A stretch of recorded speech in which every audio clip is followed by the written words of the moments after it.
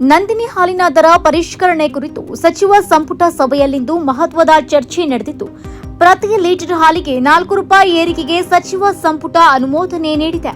ಹೌದು, ಇತ್ತೀಚೆಗೆ ಕೆಎಂಎಫ್ನ ಆಡಳಿತ ಮಂಡಳಿಯೊಂದಿಗೆ ಮುಖ್ಯಮಂತ್ರಿ ಸಿದ್ದರಾಮಯ್ಯ ಚರ್ಚೆ ನಡೆಸಿದ ವೇಳೆ ಪ್ರತಿ ಲೀಟರ್ಗೆ 5 ರೂಪಾಯಿ ದರ ಹೆಚ್ಚಳ ಮಾಡಬೇಕು ಮತ್ತು ಈ ಮೊದಲು ದರ ಪರಿಷ್ಕರಣೆ ಸಲುವಾಗಿ ಹೆಚ್ಚುವರಿ ಹಾಲಿನ ಸೇರ್ಪಡೆಯ ನಿರ್ಧಾರವನ್ನು ರದ್ದುಪಡಿಸಬೇಕೆಂದು ಪ್ರಸ್ತಾವನೆ ಸಲ್ಲಿಸಲಾಗಿತ್ತು.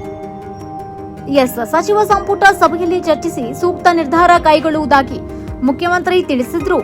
ಇಂದು ನಡೆದ ಸಂಪುಟ ಸಭೆಯಲ್ಲಿ ಬಹುತೇಕ ಸಚಿವರು ದರ ಏರಿಕೆಗೆ ಸಕಾರಾತ್ಮಕವಾಗಿದ್ದು, ಮೂಲಗಳ ಪ್ರಕಾರ ಪ್ರತಿ ಲೀಟರ್ಗೆ 4 ರೂಪಾಯಿ ಹೆಚ್ಚಳ ಮಾಡಲು ಸಮ್ಮತಿ ನೀಡಲಾಗಿದೆ.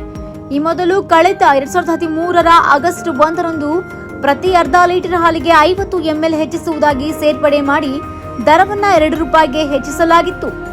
ಈಗ 50 ml ಸೇರ್ಪಡೆಯನ್ನ ಬಹುತೇಕ ಹಿಂಪಡೆಯುವ ಸಾಧ್ಯತೆ ಇದೆ. ಜೊತೆಗೆ 4 ರೂಪಾಯಿ ದರ ಹೆಚ್ಚಳವಾದರೆ ಪ್ರತಿ ಲೀಟರ್ ಸಾಮಾನ್ಯ ಹಾಲಿಗೆ 46 ರೂಪಾಯಿಗಳಷ್ಟಾಗುವ ಸಾಧ್ಯತೆ ಇದೆ. ಶುಭಂ ಮಾದರಿಯ ವಿಶೇಷ ಹಾಲಿಗೆ 54 ರೂಪಾಯಿಗಳಷ್ಟಾಗುವ ನಿರೀಕ್ಷೆ ಇದೆ. ಹಾಲಿಗೆ ದರ ಹೆಚ್ಚಳದ ಜೊತೆಗೆ ಮೊಸರು ಹಾಗೂ ಇತರ ಉಪ ಉತ್ಪನ್ನಗಳ ದರ ಕೂಡ ಪರಿಷ್ಕರಣೆಯಾಗುವ ನಿರೀಕ್ಷೆಗಳಿವೆ.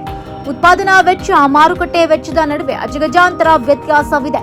2 ರೂಪಾಯಿ ಏಜೆಂಟರ ಕಮಿಷನ್ ಹಾಗೂ ಸಾಗಾಣಿಕೆ ವೆಚ್ಚದಿಂದಾಗಿ ಹಾಲು ಒಕ್ಕೂಟಗಳು ನಷ್ಟ ಅನುಭವಿಸುತ್ತಿವೆ. ಹೀಗಾಗಿ ದರ ಹೆಚ್ಚಳ ಅನಿವಾರ್ಯ ಎಂದು ಕೆಎಂಎಫ್ ಪ್ರತಿಪಾದಿಸಿತ್ತು. ಅಂದಹಾಗೆ ಮೂಲಗಳ ಪ್ರಕಾರ 4 ರೂಪಾಯಿ ಹೆಚ್ಚಳದಲ್ಲಿ 3 ರೂಪಾಯಿಯನ್ನ ರೈತರಿಗೆ ವರ್ಗಾವಣೆ ಮಾಡಿ 1 ರೂಪಾಯಿಯನ್ನ ಕೆಎಂಎಫ್ಗೆ ನೀಡುವ ಸಾಧ್ಯತೆ ಇದೆ. ಈ ಮೊದಲು ಉತ್ಪಾದನೆಯ ಹೆಚ್ಚಳದ ಕಾರಣಕ್ಕಾಗಿ 50 ml ಸೇರ್ಪಡೆಯ ನಿರ್ಧಾರವನ್ನ ಬೇಸಿಗೆ ಕಾಲದಲ್ಲಿ ಹಾಲಿನ ಉತ್ಪಾದನೆ ತಗ್ಗುವುದರಿಂದಾಗಿ ಹಿಂಪಡೆಯಲಾಗಿತ್ತು. ಈಗಾಗಲೇ ಬಸ್ ಪ್ರಯಾಣ ದರ, ಪೆಟ್ರೋಲ್, ಡೀಸೆಲ್, ಮೆಟ್ರೋ ದರ, ವಿದ್ಯುತ್ ದರ ಸೇರಿ ಹಲವಾರು ಬೆಲೆ ಏರಿಕೆಯಿಂದ ಜನಸಾಮಾನ್ಯರು ತತ್ತರಿಸಿದ್ದು, ಈಗ ದಿನಬಳಕೆಯ ಹಾಲಿನ ದರವನ್ನ ಕೂಡ ಹೆಚ್ಚಳ ಮಾಡಲು ರಾಜ್ಯ ಸರ್ಕಾರ ಮುಂದಾಗಿರುವುದು ಗಾಯದ ಮೇಲೆ ಬರೆ ಇಳಿದು ಉಪ್ಪು ಹಚ್ಚಿದಂತಹ ಯಾತನಾಮಯ ಪರಿಸ್ಥಿತಿಯನ್ನ ನಿರ್ಮಿಸಲಾಗಿದೆ. ಸಚಿವ ಸಂಪುಟ ಸಭೆಯಲ್ಲಿ ಕೆಲ ಸಚಿವರು ದರ ಹೆಚ್ಚಳದಿಂದ ಜನಸಾಮಾನ್ಯರ ಆಕ್ರೋಶಕ್ಕೆ ಗುರಿಯಾಗಬೇಕಿದೆ, ಸ್ಥಳೀಯ ಸಂಸ್ಥೆಗಳ ಚುನಾವಣೆ ಮೇಲೆ ಇದು ಅಡ್ಡ ಪರಿಣಾಮ ಬೀರಬಹುದು ಎಂಬ ಆತಂಕ ವ್ಯಕ್ತಪಡಿಸಿದ್ದಾರೆ ಎನ್ನಲಾಗಿದೆ.